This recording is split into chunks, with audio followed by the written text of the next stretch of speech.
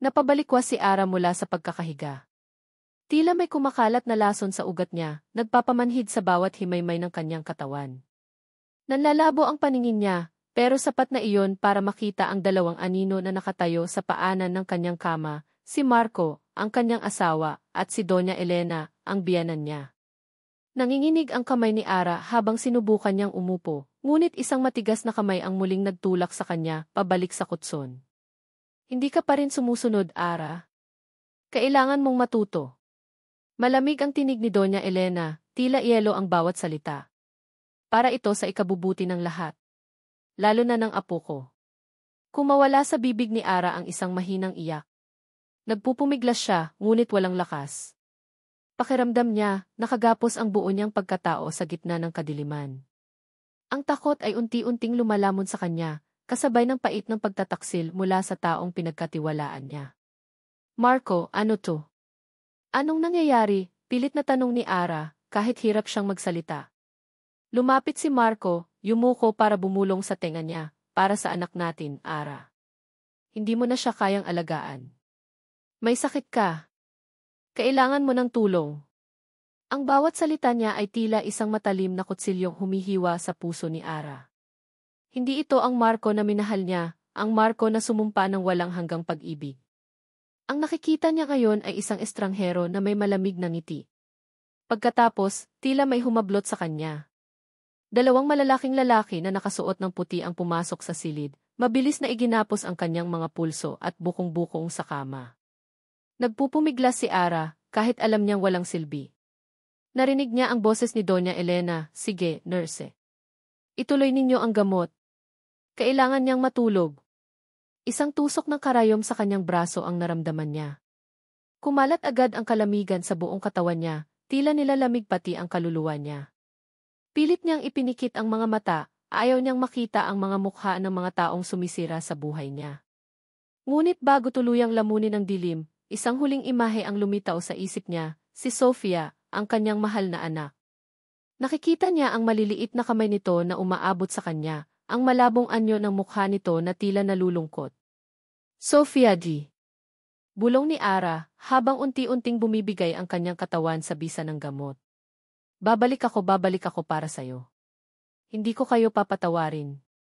Ang huling narinig niya bago siya lamunin ng kumpletong dilim ay ang pagbulong ni Marco sa biyenan niya, sige na, mauwi na tayo. Hayaan na natin siya dyan. Pagkatapos, bumukas ang pinto. Isang malamig na simoy ng hangin ang humaplos sa balat ni Ara, kasabay ng tunog ng kandado na sumara, nagkukulong sa kanya sa isang bangungot na tila walang katapusan. Nang imulat muli ni Ara ang kanyang mga mata, isang puting kisame ang sumalubong sa kanya. Maputi ang pader, maputi ang kumot, maputi ang buong silid. Walang bintana. Tanging isang maliit na ilaw sa kisame ang nagsisilbing tanging liwanag. Wala siyang marinig kundi ang mahinang tunog ng ventilation at minsan-minsan ay mga daing ng iba pang pasyente mula sa malayo. Nasaan siya? Nasa impyerno ba siya? Sinubukan niyang bumangon, ngunit masakit ang buong katawan niya. Parang tinakbo niya ang isang marathon. Nanghihina siya. Unti-unting bumalik ang alaala. Si Marco. Si Doña Elena. Ang karayom. Ang mga salita. Baliw ka. May sakit ka. Para ito sa anak mo. Napaungol si Ara. Hindi siya baliw. Hindi. Pinipilit niyang maging matatag, ngunit ang mga luha ay naglandas na sa kanyang pisngi. Bakit? Bakit nila ginagawa ito? Ano ang kasalanan niya? Ang tanging gusto niya ay mahalin si Marco at maging isang mabuting ina kay Sofia. Pero tila hindi sapat iyon. Biglang bumukas ang pinto. Isang lalaking nakasuot ng puting lab gown ang pumasok. Maputi rin ang kanyang buhok at may matatalim na mata sa likod ng salamin. Naglakad siya papalapit sa kama ni Ara, walang emosyon ang kanyang mukha. Hawak niya ang isang clipboard at isang karayom na may lamang kulay dilaw na likido. Magandang umaga, Miss Zamora, sabi niya, at ang boses niya ay tila patay, walang buhay. Ako si Ether Ramirez. Ang iyong bagong doktor. Ngumiti siya ng tipid, isang ngiti na hindi umabot sa kanyang mga mata. Ngayon, sisimulan natin ang iyong pagpapagaling. Huwag kang mag-alala.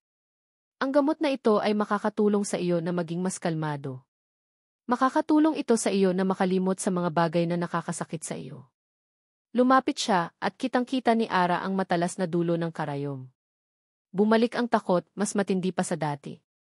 Gusto niyang sumigaw, ngunit parang nakalunok siya ng lalamunan. Nanigas ang buo niyang katawan. Ang kanyang hininga ay bumigat. Handa ka na, Ginles Zamora, tanong ni Ife Ramirez, habang itinatapat ang karayom sa kanyang braso. Napailing si Ara, pilit na lumalayo. Ngunit naipit siya. Tanging ang kanyang mga mata ang nagsasalita, punong-puno ng pagmamakaawa at pagtutol. Pero hindi nakinig si Ife Ramirez. Huwag kang mag-alala, sabi ulit ni Ife Ramirez, at itinurok niya ang karayom. Ang gamot ay muling kumalat sa ugat ni Ara. Ang kanyang mga mata ay nanlabo. Ang kanyang paningin ay unti-unting dumidilim. Ang huling nakita niya ay ang ngiti ni Ife Ramirez na lumalaki. Ang huling narinig niya ay ang kanyang boses na tila nanggaling sa malayo. Maligayang pagdating po, Ginang de la Vega. Mahaba-haba po ang magiging paglalakbay ng inyong gamutan. Nagising si Ara sa isang matinding pananakit ng ulo. Tila may humampas sa kanyang bungo ng paulit-ulit. Ang gamot na ibinibigay ni Ife Ramirez ay hindi lamang nagpapamanhid sa kanyang katawan, kundi pati na rin sa kanyang isip. Sa mga sandaling gising siya, pilit niyang ginugol sa paggunita ang kanyang buhay bago siya makulong sa puting silid na ito. Ngunit tila may manipis na ulap na bumabalot sa kanyang mga alaala, pinipigilan siyang maabot ang buong katotohanan. Sinubukan niyang tawagin ang nurse, ngunit walang lumalapit. Tanging ang tahimik na pag-ikot ng bentilador ang naririnig niya sa loob ng silid. Bumangon siya, dahan-dahan, at lumakad patungo sa pinto. Hinawakan niya ang hawakan, ngunit nakakandado. Walang butas. Walang paraan para makita kung ano ang nasa labas. Bakit ako nandito? Bulong niya sa sarili, ngunit ang kanyang boses ay nanginginig. Hindi ako baliw. Napaupo siya sa sahig, sa tabi ng pinto. Isinandal niya ang kanyang likod at ipinikit ang kanyang mga mata. Pilit niyang hinuhukay ang mga piraso ng kanyang nakaraan. Nagsimula ito sa maliliit na bagay. Ang unti-unting paglayo ni Marco. Ang madalas na pagbisita ni Doña Elena at ang kanyang laging pagiging mapanuri sa bawat galaw ni Ara. Naalala niya ang isang gabi. Isang hapunan. Nandoon sila sa dining table ng De La Vega Mansion. Malaki ang mesa, marangya ang palamuti, ngunit tila may invisible na pader na naghihiwalay sa kanila. Si Doña Elena sa dulo, nakaupo ng tuwid, tila isang reyna sa kanyang trono. Si Marco, sa tabi niya, tahimik at abala sa cellphone. At siya, si Ara, nasa kabilang dulo, pakiramdam ay isang dekorasyon lamang. Ara, sigurado ka bang magaling ka na talagang humawak ng pera? Tanong ni Doña Elena, walang kalabuan sa kanyang tinig. Medyo magulo ang account mo noong nakaraang buwan. Ayaw naman nating magkaroon ng issue sa mga papeles ng kumpanya, hindi ba? Napatingin si Ara kay Marco, umaasa ng suporta. Ngunit umiwas ito ng tingin. Ayos lang po, Tita Elena, sagot ni Ara, pilit nang umingiti. Naayos ko na po. May kaunting pagkakamali lang po sa sistema. Ang sistema, o ang nagpapatakbo ng sistema, sarkastikong tanong ni Doña Elena, sabay sulyap kay Marco. Marco, kailangan mong siguraduhin na ang lahat ng mga ari-arian natin ay nasa tamang pangangalaga. Nagkatinginan si Marco at Doña Elena. May kakaibang kislap sa mata ni Marco, at mabilis siyang sumagot, huwag kang mag-alala, maako na ang bahala. Hindi maintindihan ni Ara noon kung bakit ganoon ang pag-uusap nila. Ngayon, isa iyong piraso ng puzzle. Isang babala na hindi niya pinansin.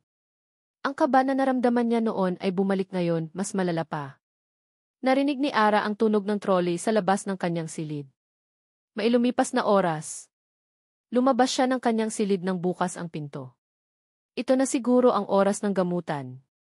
Puno ang hallway ng mga pasyente, ang ilan ay naglalakad ng walang direksyon, ang ilan ay nakatingin lang sa kawalan. Napansin niya ang isang babae, mga nasa edad na rin, nakaupo sa bench sa gilid ng hallway. Malinis ang pananamit nito at kalmado ang mga mata. Tila hindi siya nabibilang sa lugar na ito. Lumapit si Ara. Kumusta po? Tanong ni Ara, pilit nang humingiti. Bago lang po ako dito. Tumingin ang babae kay Ara. May lungkot sa kanyang mga mata, ngunit mayroon ding kakaibang talino. Bago ka pa lang, sabi ng babae, isang pait ang bumalot sa kanyang tinig. Pero mukhang matagal ka na ring nandito, sa loob ng iyong sarili. Napatingin si Ara. Anong ibig niyong sabihin? Marami ang nakakulong dito hindi dahil sa sakit, kundi dahil sa katotohanan na hindi nila kayang hawakan, sagot ng babae, at humugot siya ng malalim na hininga. O dahil sa katotohanan na ayaw ipaalam ng iba. Napakunot ang noo ni Ara. Ibig sabihin, hindi rin po kayo baliw. Umiti ng tipid ang babae. Ako si Aling Nena. Dito ako nagtatago. Pero sa tingin ko, matagal na akong nagpapanggap. Ang payo ko sa iyo, bata, huwag kang magtitiwala. Lalo na sa mga mukhang mabait. Ibinaba niya ang kanyang boses. May mga lihim ang lugar na ito. May mga sikreto ang mga pader na ito. At ang pinakamadilim sa lahat, ang mga sikreto ng mga taong nagdala sa iyo rito. Biglang dumating ang isang nurse. Aling Nena, oras na para sa gamot mo. Tumayo si Aling Nena. Bago siya umalis, muli siyang lumingon kay Ara. Tandaan mo, bata, Anya, at ang kanyang mga mata ay nanlilisik. Huwag kang makakalimot. Ang liwanag ay hindi laging nagmumula sa sikat ng araw. Minsan, ito ay nasa loob mo. Umalis si Aling Nena, iniwan si Ara na puno ng katanungan. Liwanag? Ano ang ibig sabihin ni Aling Nena? Anong koneksyon nito sa kanya? Ang pagdududa na unti-unting lumalaki sa kanyang puso. Ang pagdududa sa lahat ng nasa paligid niya. Maging sa sarili niyang alaala. Sinimulan niyang libutin ang hallway. Sinusubukan niyang makipag-usap sa iba pang pasyente, ngunit karamihan ay nakatulala o nagsasalita ng mag-isa. Ang ilan naman ay mukhang takot na takot. Habang naglalakad, napansin niya ang isang maliit na crack sa pader, malapit sa isang bench na madalas upuan ng mga pasyente. May kakaibang kinang na nagmumula doon. Dahan-dahan siyang lumapit, sinisigurado na walang nakakakita. Inilabas niya ang kanyang daliri at sinubukang kapain ang crack. Mayroon siyang naramdaman. Isang bagay na nakatupi. Pinilit niyang dukutin ito. Nang makuha niya, isang maliit na papel ito, tupi-tupi at luma. Binuklat niya ito ng dahan-dahan. Ang kanyang puso ay kumalabog ng malakas. Isang salita lamang ang nakasulat sa malalaking letra gamit ang isang lapis. Liwanag. Kinabukasan, o baka kinagabihan na rin, hindi sigurado si Ara sa oras sa loob ng puting silid. Ang tanging alam niya ay gising na gising ang kanyang diwa. Ang salitang di liwanag mula sa maliit na papel ay umalinggaw sa kanyang isip. Liwanag. Ito ba ang senyales na kailangan niya? Isang pag-asa sa gitna ng kadiliman? Nasa isip niya ang payo ni Aling Nena, huwag kang magtitiwala. Lalo na sa mga mukhang mabait. Ang mukha ni Ike Ramirez ang unang pumasok sa isip niya. Ang kanyang mababait na ngiti na hindi umabot sa mata. Ang kanyang walang buhay na tinig. Hindi niya dapat pagkatiwalaan ang lalaking iyon. Nagsimula si Ara sa kanyang lihim na paghahanap. Sa tuwing may nurse na papasok para magbigay ng gamot o magdala ng pagkain, sinusubukan niyang suriin ang kanilang mga galaw, ang kanilang mga bulsa, ang mga bagay sa kanilang mga trolley. Kailangan niyang makahanap ng paraan para makatawag. Isang cellphone. Kahit anong paraan para makakonekta sa labas. Isang araw, sa oras ng e-therapy sa common area, napansin niya ang isang nurse na abala sa pag-aayos ng mga upuan, tila nagmamadali. Naiwan nito ang kanyang trolley na may mga gamot at ilang personal na gamit sa isang sulok, medyo natatakpan ng kurtina. Isang pagkakataon. Dahan-dahan si Ara, nagkunwari siyang naglalakad-lakad lang, tumitingin sa mga dingding na walang kulay. Ang kanyang puso ay kumalabog ng malakas. Bawat hakbang ay tila isang malaking pagtunog sa tahimik na silid. Palapit siya ng palapit sa trolley.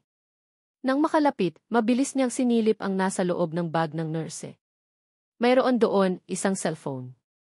Luma na pero cellphone pa rin. Kinabahan siya. Paano kung mahuli siya? Ngunit ang alaala ni Sofia ang nagtulak sa kanya. Ito lang ang pag-asa niya.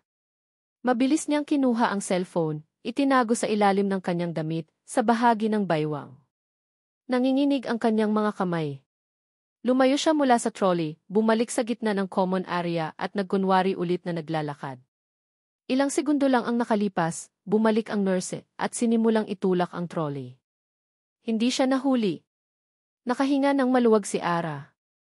Bumalik si Ara sa kanyang silid, puso ay nagpupumigla sa tuwa at takot. Hinintay niya ang pagdaan ng gabi. Nang sumapit ang dilim at tiyak na natutulog na ang mga nurse sa kanilang post, dahan-dahan niyang inilabas ang cellphone. Sinubukan niyang pindutin ang power button. Umaasa. Lumitaw ang logo. Nagkaroon ng liwanag ang screen. Isang malaking paghinga ng ginhawa ang pinakawalan ni Ara. Ngunit walang signal. Isang maliit na egg sa itaas ng screen ang nagpapakita na walang koneksyon. Napanghinaan siya ng loob. Ngunit may isang mensahe. Isang lumang text message. Binuksan niya ito. Mula sa isang hindi kilalang numero. Ang petsa ay halos isang buwan na ang nakalipas bago siya makulong. Marco, mayroong kailangan mong maging maingat. Nabigla si Ara. Ano ang ibig sabihin nito? Marco. Maingat sa ano? Ang mensahe ay naputol. Tila ito ay isang paalala, isang babala na huli na niyang nakita. Sinubukan niyang ideal ang numero, ngunit hindi na ito aktibo. Habang iniisip niya ang mensahe, biglang bumukas ang pinto ng kanyang silid. Napaigtad si Ara. Mabilis niyang itinago ang cellphone sa ilalim ng unan. Si Ike Ramirez. Nakatayo siya sa pintuan, nakangiti ng tipid.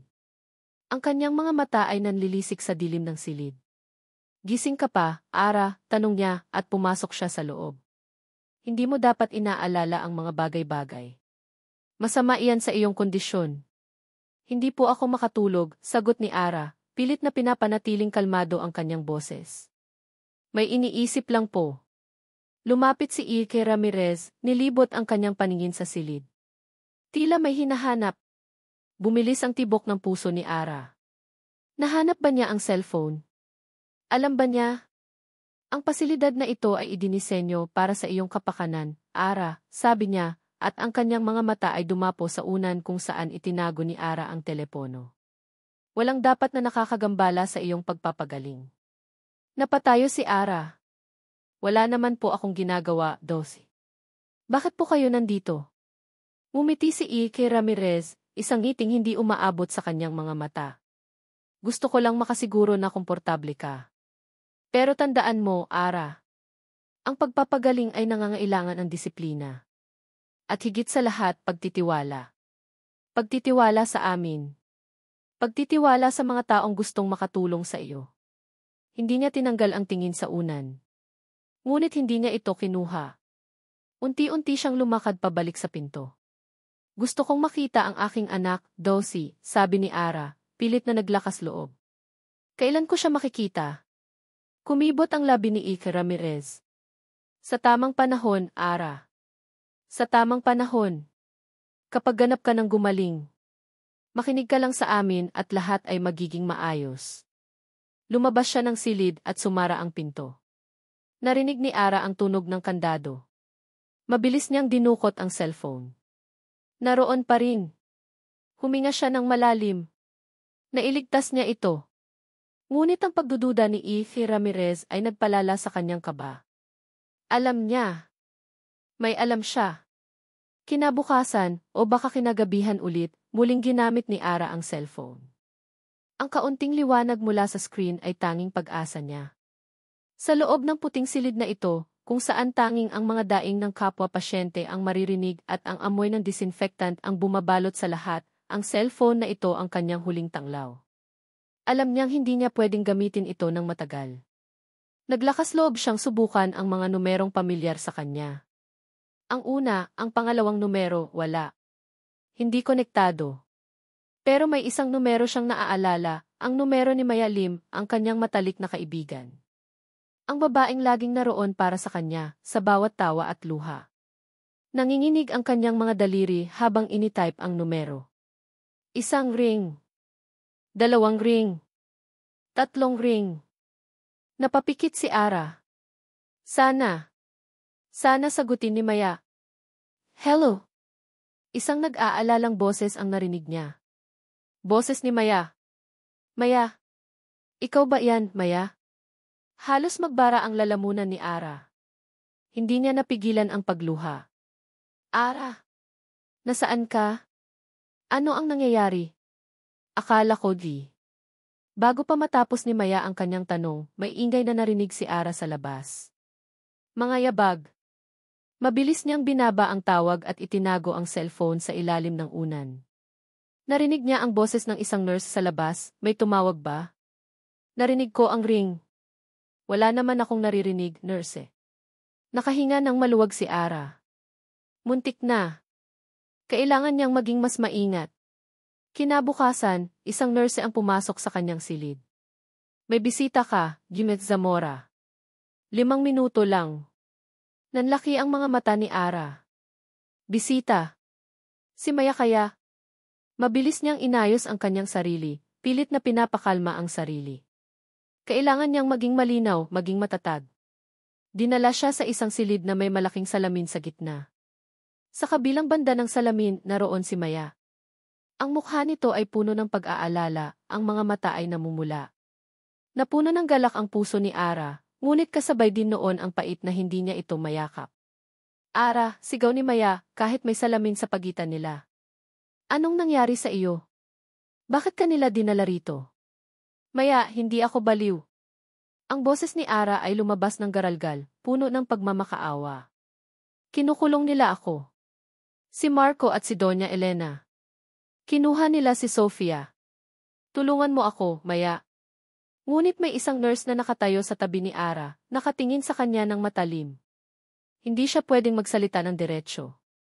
Napansin ni Maya ang pag-aalala sa mukha ni Ara, at ang pagdaing niya.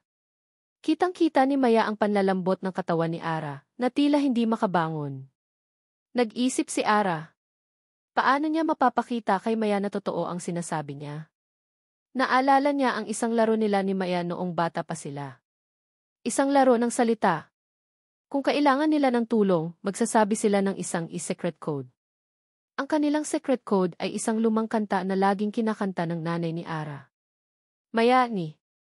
Simula ni Ara at kumanta siya ng mahina, halos pabulong. Ang munting bituin na saan ka man. Ang iyong liwanag laging gabay sa daan. Napatingin si Maya.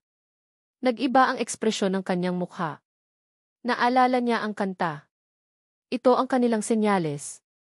May kakaiba. Ara, ayos ka lang ba talaga? Tanong ni Maya, ngunit sa kanyang mga mata, makikita ang pagdududa. Naaalala mo ba, Maya? Noong bata tayo, lagi tayong nagtatago sa ilalim ng mangga. Tapos, laging naghahanap si Lola ng ang paboritong laruan ko. Pilit na sabi ni Ara, sinasabi ang mga salitang may diin na makapukao sa alaala ni Maya. Nagbago ang tingin ni Maya. Ang kanilang paboritong laruan ay hindi isang bagay, kundi ang sikreto na si Ara ay hindi kailanman magiging baliw, gaano man siya subukan ng mundo. Ito ang kanilang pahiwatig na kailangan ni Ara ng tulong. Ang maliit na laro, ang awit, at ang diin sa mga salitang iyon ay naging susi sa pagkaunawa ni Maya. Sige, Ara, sabi ni Maya at may luha na sa kanyang mga mata. Babalik ako. Magiging maayos ang lahat. Bago pa man makapagsalita muli si Ara, tinapos na ng nurse ang pagbisita. Dinala si Ara pabalik sa kanyang silid. Pakiramdam niya, bumigat ang kanyang katawan. Ngunit may kaunting pag-asa. Alam niyang naintindihan siya ni Maya. Sa labas, mabilis na lumabas si Maya mula sa pasilidad. Hindi siya umuwi. Diretso siyang pumunta sa opisina ng isang batikang abogado na kilala niya sa pamamagitan ng kanyang kaibigan, si Atty. Gabriel Reyes. Kilala si Gabriel sa kanyang talino at sa pagiging matalas sa mga kaso. Sir, Atty. Reyes, simula ni Maya habang nakaupo sa harap ng mesa ng abogado. Kailangan ko po ang tulong ninyo. Tungkol ito sa kaibigan ko, si Ara Zamora. Tiningnan ni Atty. Gabriel ang mga papeles. Lim, batay sa mga dokumento, si Ines Zamora ay voluntaryong pumasok sa rehabilitasyon. Bukod pa rito, mayroon siyang medical history na nagpapakita ng T. Hindi po totoo yan, sir, pagputol ni Maya, at inilahad niya ang mga detalyeng sinabi ni Ara, kasama ang kanyang pagdududa sa pag-ugali ni Marco at Doña Elena. May mali po. Hindi siya ganoon. May pinagtatakpan po sila. Nakinig si Achoy. Gabriel. Tahimik. Ang kanyang mukha ay walang emosyon, ngunit ang kanyang mga mata ay matalim na sinusuri ang bawat salita ni Maya. Nagpakita si Maya ng ilang ebidensya, mga lumang larawan ni Ara na nagpapakitang masaya siya, ang kanyang personal na journal na nagpapakita ng kanyang malalim na pagmamahal sa anak. And Miss Lim, ang ganitong kaso ay napakahirap. Walang direktang ebidensya, sabi ni Achoy. Gabriel, at kinuha niya ang kanyang eyeglasses. Ngunit may nararamdaman akong mali sa kwento mo. Pakiusap po, sir, pakiusap ni Maya. Malapit na malapit po si Ara sa akin. Hindi po siya nagsisinungaling. Sumandal si Achoy. Gabriel sa kanyang upuan. Tinitigan niya ang mga mata ni Maya. Nakita niya ang sinseridad, ang pag-aalala. Sige, Miss Lim, sabi niya. Dahil sa pagtitiwala mo sa akin, susubukan kong tingnan ang kasong ito. Pero kailangan natin ng matibay na ebidensya. Maghanda ka sa isang mahabang laban. Nakahinga ng maluwag si Maya. Sa wakas, may pag-asa. Samantala, sa loob ng kanyang silid, nakahiga si Ara. Ang kanyang puso ay naghahalo ang emosyon. Malungkot siya, ngunit may pag-asa. Nakakonekta na siya sa labas. Sa wakas, ngunit sa kanyang pagmumuni-muni, biglang bumukas ang pinto ng kanyang silid. Si Doña Elena de la Vega. Nakatayo siya sa pintuan, may hawak na isang malaking palumpo ng puting rosas. Ang kanyang mga mata ay nanlilisik at may ngiti sa kanyang labi na tila yelo. Ara, sabi niya at lumakad siya papalapit sa kama. Nakita ko si Maya. Maraming tanong. Sobra siyang usyoso. Nanindig ang balahibo ni Ara. Paano niya nalaman? Huwag kang mag-alala, patuloy ni Doña Elena at inilapag niya ang mga rosas sa bedside table. Pero kailangan mong malaman. Si Maya ay masyadong maraming iniimbestigahan.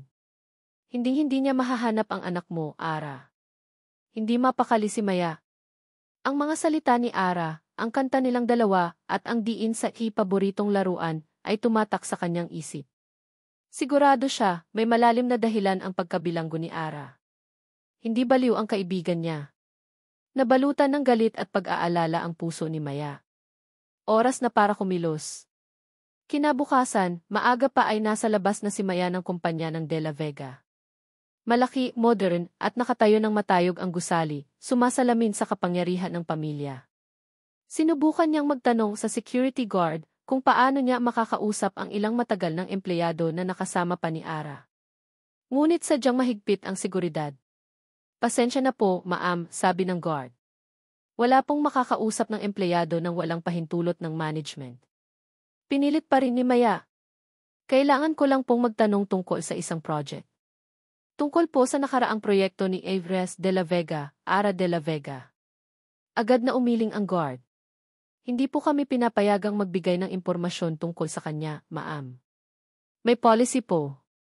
Sumuko si Maya. Hindi ito magiging madali. Hindi niya malalaman ang katotohanan kung ganito kahigpit ang lahat.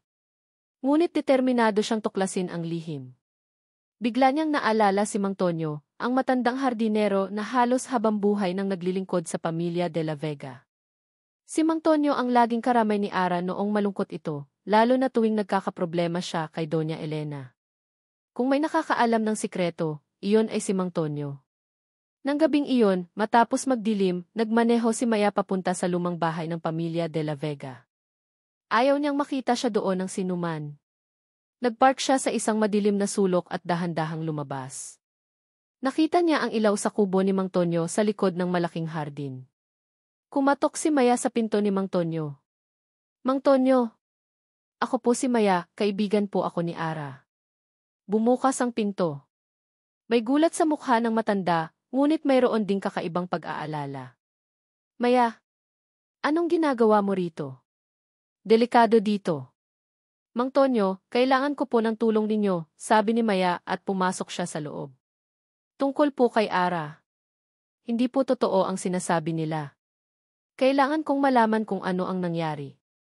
May alam po ba kayo? Napabuntong hininga si Mang Tonyo. Umupo siya sa lumang upuan. Matagal na akong nagtatago ng mga bagay, Maya. Marami akong nakita. Marami akong narinig. Anong narinig ninyo, Mang Tonyo? Tungkol saan? Tumingin sa malayo si Mang Tonyo. Mula nang mawala si Don Roberto ang ama ni Marco. Hindi na naging tulad ng dati ang lahat.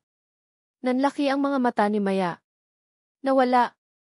Pero sabi po nila, namatay siya sa aksidente. Aksidente, nagtaas ng kilay si Mang Tonyo. Tawagin mo kung anong gusto mong itawag, Hija. Pero ibang usapan iyon. Ang alam ko, bago siya nawala, palagi siyang may daladalang sobre. Laging tinatago. At laging galit si Doña Elena sa tuwing makikita niya. Saan po niya itinago, Mang Tonyo? Nag-isip si Mang Tonyo. Hindi ko sigurado. Pero alam kong sa hardin niya madalas dalhin ang mga mahahalagang bagay. Doon niya rin nililibing ang mga alaga niyang aso noon. May isang partikular na puno doon sa gilid ng bakod, malapit sa lumang fountain. Palagi siyang nakatambay doon. May kinuha si Mang Tonyo mula sa ilalim ng kanyang kama. Isang lumang kahon. Binuksan niya. Mayroon doon isang balumbon ng mga sulat. Ito para kay Ara ito. Ibinigay sa akin ni Don Roberto bago siya nawala. Sabi niya, ibigay ko lang kay Ara kapag may nangyaring masama sa kanya o kapag kailangan ni Ara ng tulong. Hindi ko ito magawang ibigay dati, Maya. Natakot ako. Kinuha ni Maya ang balumbon. Isang lumang sobre, may selyo pa.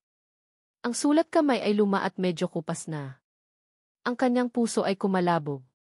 Ito ang diwasyat na nabanggit ni Ara. Nagmamadali siyang lumabas ng kubo ni Mang Tonyo. Nagmaneho siya papalayo at hinanap ang isang lugar na malayo sa mata ng lahat. Nang makarating siya sa isang abandonadong gas station, binuklat niya ang sobre. Sa loob, may isang piraso ng papel. Isang di formal na diwasyat na sinulat mismo ni Don Roberto de la Vega. Nabanggit sa simula kung paano siya nag-aalala sa kanyang buhay at kung paano niya nararamdaman na may nagbabanta sa kanya. At pagkatapos ang mga detalye. Nababasa ni Maya ang mga salita at nanlaki ang kanyang mga mata. Nanginginig ang kanyang mga kamay. Nakasulat doon ang mga detalye tungkol sa illegal na transaksyon ng kumpanya, ang mga nalikom na pera mula sa mga black market deals, at ang mga sikreto sa likod ng pagtaas ng yaman ng pamilya de la Vega.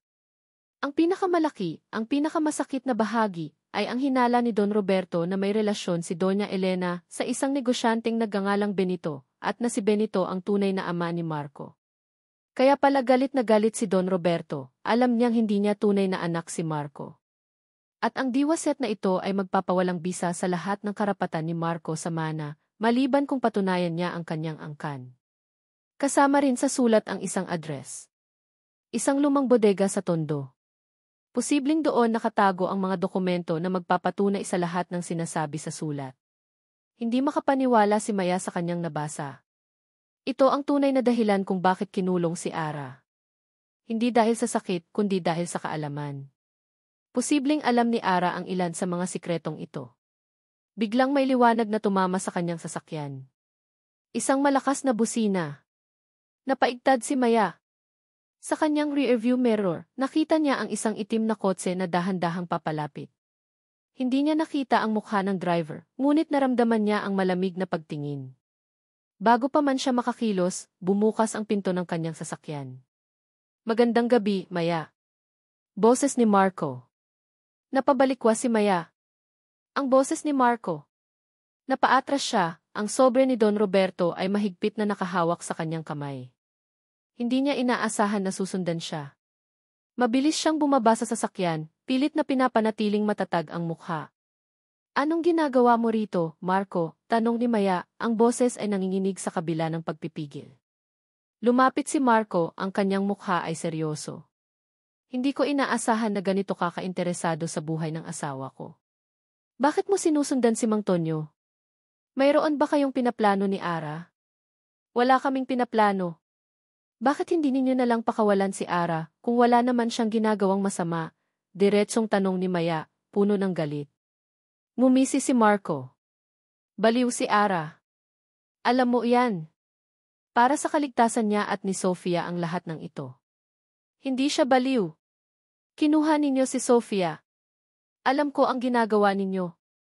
Biglang nagbago ang ekspresyon ni Marco. Nagdilim ang kanyang mukha. Masyado kang maraming alam, Maya. Ayaw kong masaktan ka. Huling babala na to, tigilan mo ang panghihimasok. Bago pa makasagot si Maya, sumakay na si Marco sa kanyang itim na sasakyan at mabilis na umalis. Naiwan si Maya na nanginginig sa takot at galit. Ngunit ang pagbabanta ni Marco ay lalo lang nagpatibay sa kanyang desisyon. Kailangan niyang tulungan si Ara. Mas malalim ang sikreto kaysa sa inaakala niya. Kinabukasan, maaga pa ay nasa opisina na ni Atty. Gabriel Reyes si Maya. Inilahad niya ang lahat ng nangyari, mula sa pagbisita kay Mang Tonyo, ang liham ni Don Roberto, hanggang sa pagbabanta ni Marco. Ibinigay niya ang sobre kay Atty. Gabriel. Sir, tingnan ninyo po ito. Ito ang dahilan kung bakit nila kinukulong si Ara. May kinalaman ito sa pagnanakaw ng ari-arian at sa mga iligal na transaksyon ng kumpanya, paliwanag ni Maya habang patuloy na nanginginig. Tahimik na binasa ni Atty. Gabriel ang liham. Ang kanyang mga mata ay nanlilisik habang binabasa niya ang bawat linya. Ang pagbanggit sa Benito, sa mga illegal transaction, at sa hinala ni Don Roberto na hindi tunay na anak niya si Marco. Napakalaki nito, Slim, sabi ni Atty. Gabriel at ibinaba niya ang liham. Kung totoo ang nakasulat dito, hindi lang ito simpleng kaso ng kustodya. Ito ay isang kaso ng pandaraya, posibleng pagpatay, at malawakang money laundering. Paano po natin mapapatunayan? Paano po natin mailalabas si Ara? Tanong ni Maya. Kailangan natin ng matibay na ebidensya. Bukod sa liham na ito, na maaari nilang sabihing gawa-gawa lang, kailangan natin ng dokumento, testimonya, at kung ano pa ang makakapalusot sa atin, paliwanag ni Atty. Gabriel. Ang unang hakbang ay ang pagkuha ng lahat ng medical records ni Ara sa mental facility. Kung talagang pinipilit siyang gamutin sa ganoong paraan, mayroong pagkakamali sa proseso. Agad na gumawa ng petisyon si Atty. Gabriel sa korte, humihiling ng access sa lahat ng medical at psychiatric records ni Ara. Ito ang kanilang unang pagsubok. Kung magtagumpay sila, magiging daan ito para mas malalim na investigasyon. Makalipas ang ilang araw, dumating ang sagot mula sa korte. Pinayagan ang petisyon ni Atty. Gabriel. Ngunit may kasama itong abiso na si Ike Ramirez ay humingi ng personal na pagpupulong sa abogado bago ibigay ang mga dokumento. Nang araw ng pagpupulong, dumating si Atty. Gabriel sa opisina ni Ike Ramirez sa mental facility. Ang lugar ay tila walang buhay. Malamig. Ang amoy ng gamot ay kumakapit sa hangin. Atty. Reyes, bati ni Ike Ramirez at inalok niya si Atty. Gabriel ng kape. Salamat sa pagpunta. Marami akong gustong linawin tungkol sa kaso ni El Zamora. Gusto ko ring linawin kung bakit nananatili si El Zamora sa inyong pasilidad at kung bakit napakadilim ng kanyang medical records, diretsong sabi ni Atty. Gabriel, walang paligoy-ligoy. El Zamora has a very complicated case, simula ni Ike Ramirez, kalmado ang kanyang boses. Mayroon siyang delusional disorder na naugnay sa paranoia. Ang kanyang akusasyon laban sa kanyang asawa at biyenan ay bahagi ng kanyang sakit. Ginagawa namin ang lahat para matulungan siya. Kung gayon, bakit ayaw ninyong hayaan siyang makipag-ugnayan sa kanyang anak? Tanong ni Atty. Gabriel. Hindi ba bahagi ng therapy ang kontak sa pamilya? Ngumiti ng tipid si Ike Ramirez. Sa ganitong uri ng kaso, mas mainam na limitahan ang kanyang koneksyon sa labas. Lalo na sa mga taong posibleng mag-trigger ng kanyang paranoia. O sa mga taong posibleng magbunyag ng katotohanan, hamon ni Atty. Gabriel at direktang tinitigan niya si Ike Ramirez. Alam nating pareho, Dosi, na may hindi tama rito. Bakit napakabilis ng proseso ng kanyang admission? Bakit hindi siya binigyan ng sapat na evaluation? At bakit ang pamilya de la Vega ang nagbabayad sa kanyang paggamot na tila hindi sila interesado sa kanyang kapakanan, kundi sa pagpigil sa kanya? Biglang nagbago ang mukha ni Ike Ramirez. Nawala ang kanyang kalmadong ekspresyon. Naging matalim ang kanyang tingin. Atty. Reyes, masyado kang nag-imbestiga sa mga bagay na wala kang alam, sabi ni Ike Ramirez at inilapag niya ang tasa ng kape. Ang payo ko sa iyo, huwag kang makialam sa mga usaping De La Vega. Sila ay maimpluwensya. Hindi mo gugustuhing makabanggaan sila. Hindi ako natatakot sa kanila, Dossie. Ang trabaho ko ay hanapin ang katotohanan at ipagtanggol ang aking kliyente, sagot ni Atty. Gabriel, matatag ang kanyang boses. Ang katotohanan ay laging lalabas, Dossie. At sa oras na lumabas iyon, sisiguraduhin kong babayaran ng lahat ng sangkot ang kanilang mga kasalanan. Tahimik na kinuha ni Ike Ramirez ang isang Ike drive mula sa kanyang drawer. Inabot niya ito kay Atty. Gabriel. Narito ang mga records ni El Zamora. Galing iyan sa sistema. Sana ay makatulong iyan sa iyo na maintindihan ang kanyang kondisyon, sabi ni Ike Ramirez, ngunit may kakaibang kinang sa kanyang mga mata. Kinuha ni Atty. Gabriel ang EXP. Alam niyang hindi ito ang lahat ng impormasyon, ngunit ito ay isang simula. Nang papalabas na si Atty. Gabriel sa opisina ni Ike Ramirez, habang naglalakad sa mahabang hallway ng mental facility, bigla siyang nakaramdam ng kaba. Tila may nakatingin sa kanya. Pinihit niya ang kanyang ulo. Walang tao. Ngunit nang makalabas siya sa gusali at nakasakay na sa kanyang sasakyan, tumunog ang kanyang cellphone. Isang unknown number. Sinagot niya. Atty. Reyes, isang boses ng lalaki ang narinig niya, malalim at tila nagbabanta. Mag-ingat ka. Masyadong itim ang mundo na iyong hinuhukay. Hindi mo gusto ang makikita mo. Biglang naputol ang tawag. Nanatili si Atty. Gabriel na nakahawak sa cellphone, ang kanyang mga mata ay nakatingin sa malayo. Ang babalang iyon ay hindi nagpatinag sa kanya.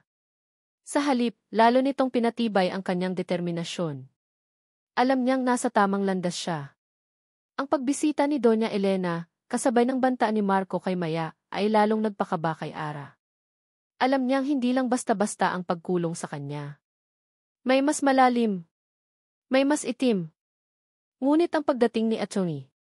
Gabriel Reyes ay nagbigay ng bagong pag-asa. Sa wakas, mayroon ng nakikinig. Mayroon ng kumikilos. Dahil sa petisyon ni Atty. Gabriel, unti-unting lumuwag ang pagbabantay kay Ara. Pinayagan siyang makalabas ng kanyang silid sa mas mahabang oras, makapagbasa ng mga aklat at pahayagan sa common area. Ito ay isang maliit na tagumpay, ngunit malaki ang ibig sabihin nito para kay Ara. Isang hapon, habang nagbabasa ng lumang pahayagan, nadako ang kanyang mata sa isang lumang artikulo. Ito ay tungkol sa isang malaking fire incident sa isang warehouse ilang taon na ang nakalipas, at ang pagkasawi ng ilang tao, kabilang ang isang prominenteng negosyante. Nanginginig ang kamay ni Ara. Ang pangalan ng negosyante ay Don Roberto de la Vega. Aksidente. Iyan ang laging sinasabi. Ngunit may bumalik sa kanyang alaala. Isang maliit na piraso ng usapan. Hindi aksidente yan, Marco. Alam mong may pinagtatakpan tayo. Naalala niya ang boses ni Doña Elena. Sigaw iyon sa kanyang asawa, sa isang gabi na nagising si Ara dahil sa matinding ingay mula sa baba. Hindi niya pinansin noon, inakala niyang away lang mag-ina. Ngayon, iba na ang ibig sabihin nito. May mali sa pagkamatay ni Don Roberto. Nang gabing iyon, habang tahimik ang lahat sa pasilidad, muling inilabas ni Ara ang kanyang cellphone. Dahan-dahan niyang dinedial ang numero ni Maya. Umaasa siyang may signal na. Isang ring. 2 ring. Sumagot si Maya. Ah. Kumusta ka? Nakakuha na kami ng access sa records mo. Nag-uusap na kami ni Atty. Gabriel. Boses ni Maya, puno ng pag-asa. Maya, kailangan mong makinig. May naalala ako, sabi ni Ara, ang boses ay mahina ngunit puno ng determinasyon. Yung mga bagay na kinukutuban ko noon. Si Don Roberto. Hindi ako naniniwala na aksidente ang pagkamatay niya. At kailangan kong malaman kung ano ang nangyayari sa mga papeles ng kumpanya. Anong ibig mong sabihin, Ara? Naalala ko yung isang away nila Marco at Doña Elena, ilang araw bago ako dalhin dito. Parang may pinagtatalunan sila. Tungkol sa isang dokumento. Mahalaga daw. At may kinalaman din sa pangalan ni Don Roberto. Napaisip si Maya. Nasaan ang dokumentong iyon, Ara? Hindi ko alam. Pero maya may hinahanap ako. Hindi ko maalala kung nasaan. Ang music box ni Sofia. Alam kong nandoon ang isang maliit na notebook ko. Palagi kong sinusulatan ang mga kutob ko doon. Palaging nasa loob ng music box ni Sofia. Sige, Ara. Hahanapin ko. Pero paano ka dyan? Kailangan kong lumabas. May alam silang lahat. Kailangan kong lumabas, Maya. Para kay Sofia. Nagpatuloy ang pag-uusap nila ni Maya, nagbibigay si Ara ng mga direksyon kung saan maaaring makita ang music box at ang notebook. Sa bawat salita niya, lalong naging malinaw ang pagtataksil ng pamilya de la Vega. Matapos ang tawag, nakahiga si Ara, ngunit gising na gising ang kanyang diwa. Ang kanyang isip ay parang isang labirint, pilit na iniaayos ang mga piraso ng alaala. Kinabukasan, sa oras ng kanyang gamutan, isang nurse ang pumasok. Hindi ito ang nurse na madalas niyang nakikita. Mas bata ito at mayroon itong kakaibang pagtitig kay Ara, hindi mapanuri kundi tila malungkot. Enles Zamora, sabi ng nurse at inabot niya ang baso ng tubig at ang gamot. Inumin ninyo po ito. Napakunot ang noo ni Ara. Iba ang kulay ng gamot. Hindi ito ang karaniwang puting tableta. Maliit ito at kulay asul. Ano po ito? Tanong ni Ara. Nag-aalangan ang nurse. Ito po ang bago ninyong gamot. Makakatulong daw po ito sa inyong memorya. Memorya. Napatingin si Ara sa nurse. May tiwala ba siya dito? Naalala niya ang sinabi ni Aling Nena. Huwag kang magtitiwala. Ngunit may nararamdaman siyang kakaiba sa nurse na ito. Hindi ito tulad ni Ik Ramirez. Kinuha ni Ara ang gamot. Ininom niya ito. Tinitigan siya ng nurse. Enles Zamora, bulong ng nurse habang iniaayos ang bedsheet ni Ara. Hindi ko po dapat sinasabi ito, pero alam ko po ang ilang bagay tungkol kay Ik Ramirez. Matagal na po siyang kakilala ng pamilya de la Vega. Mas matagal pa po sa akala ninyo. Tandaan niyo po iyan. Nanlaki ang mga mata ni Ara. Bago pa man siya makapagsalita, umalis na ang nurse. Napaupo si Ara sa kama. Ang impormasyong iyon ay tila isang malakas na suntok sa kanyang sikmura. Mas matagal na koneksyon. Ano ang ibig sabihin nito? Ang lihim na paghahanap niya ay hindi lang para makalabas, kundi para malaman ang buong katotohanan. Kinabukasan, habang nakatayo si Ara sa harap ng salamin sa kanyang silid, tinitigan niya ang kanyang refleksyon. Payat siya, ang kanyang buhok ay magulo at may malalim na earbags. Ngunit sa kanyang mga mata, may nakita siyang kakaiba. Hindi ito ang malungkot, walang buhay na tingin na nakita niya noon. Mayroong apoy. Mayroong determinasyon. Ang gamot na ibinigay ng nurse ay tila gumana. Mas malinaw na ang kanyang isip. Mas malinaw na ang kanyang mga alaala. Naaalala niya ang ngiti ni Sofia, ang pagtawa nito. Ang pagnanais na muling mayakap ang anak ang nagtulak sa kanya. Hindi siya susuko. Hinawakan niya ang salamin. Para siyang nakikipag-usap sa kanyang sarili. Ang kanyang boses ay mahina, ngunit puno ng bigat. Sofia, anak ko, bulong niya. Malapit na si Mama. Babalik ako para sa iyo. Nabalitaan ni Maya mula kay Atty. Gabriel na unti-unti nang lumuwag ang pagbabantay kay Ara. Nagkaroon din siya ng lakas ng loob nang malaman niyang nakabalik na ang memorya ng kaibigan niya. Ngayon, ang misyon niya ay hanapin ang music box ni Sofia at ang notebook ni Ara. Alam niyang nandoon ang susi sa katotohanan. Kinabukasan, maaga pa ay nagtungo si Maya sa mansyon ng De La Vega. Hindi na siya nagtangkang dumaan sa harap ng main gate. Nagtanong siya sa mga kapitbahay kung saan ang pinakamahina ang seguridad. Nalaman niyang mayroong isang maliit na gate sa likuran, malapit sa lumang bodega, na bihira nilang tingnan. Naglakad si Maya, pilit na nagtatago sa likod ng mga malalaking halaman. Narinig niya ang huni ng mga ibon, ngunit mas nangingibabaw ang kaba sa kanyang dibdib.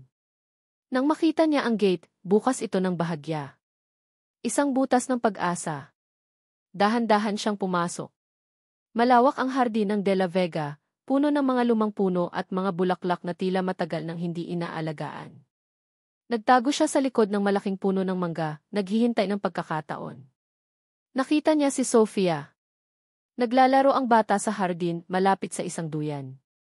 May kasama itong yaya. Malungkot ang mukha ni Sofia.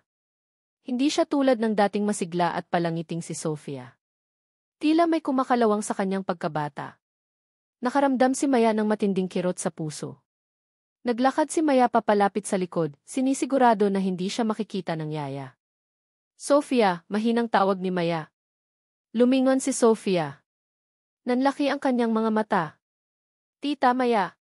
Live, sabi ni Maya at lumapit siya sa bata. Kumusta ka, anak? Naaalala mo pa ba ako? Tumango si Sofia at niyakap niya si Maya ng mahigpit. Miss na po kita, Tita Maya. Miss na miss ko na po si Mama. Napaiyak si Maya. Alam ko, anak. Kaya nga nandito ako. Tutulungan natin si Mama mo. Ngunit bago pa man makapagsalita si Maya, lumabas si Doña Elena mula sa bahay. Mabilis siyang lumapit sa kanila. Mayalim? Anong ginagawa mo rito? Matalim na tanong ni Doña Elena, ang kanyang mga mata ay nanlilisik. Sino ang nagpapasok sa iyo? Binibisita ko lang po si Sofia, Tita Elena, kalmado ngunit matatag na sagot ni Maya. Matagal ko na po siyang hindi nakikita. Wala kang karapatan dito, sigaw ni Doña Elena. Umalis ka. Hindi ka welcome dito. Hindi mo dapat ginagambala ang apo ko. Nasa maayos siya rito. Hindi niya kailangan ng taong nagdadala ng masamang impluensya. Hinawakan ni Doña Elena ang kamay ni Sofia at hinila ito papalayo. Tumanggi si Sofia. Tita Elena, gusto ko po si Tita Maya, sabi ni Sofia habang nagpupumiglas. Umuwi na tayo, Sofia, sigaw ni Doña Elena. Sumunod ka. Naramdaman ni Maya ang sakit sa kanyang puso. Kitang-kita niya ang takot sa mga mata ni Sofia. Ang pagiging agresibo ni Doña Elena ay nagpatunay lamang na may tinatago ito. Nang paalis na si Doña Elena kasama si Sofia, napansin ni Maya ang isang lumang music box na nasa tabi ng fountain. Ito ang music box ni Sofia. Ang parehong music box na laging nasa kwarto ni Ara. Habang abala si Doña Elena sa paghila kay Sofia, mabilis na lumapit si Maya sa fountain. Kinuha niya ang music box. May bigat ito. Mayroong doble ilalim. Dahan-dahan niyang binuksan ang ilalim. Naroon ang isang maliit na notebook. Ang notebook ni Ara. Nanginginig ang kanyang mga kamay habang hawak ang notebook. Sa wakas, ito na ang susi. Nang paalis na si Maya, lumingon siya sa huling pagkakataon.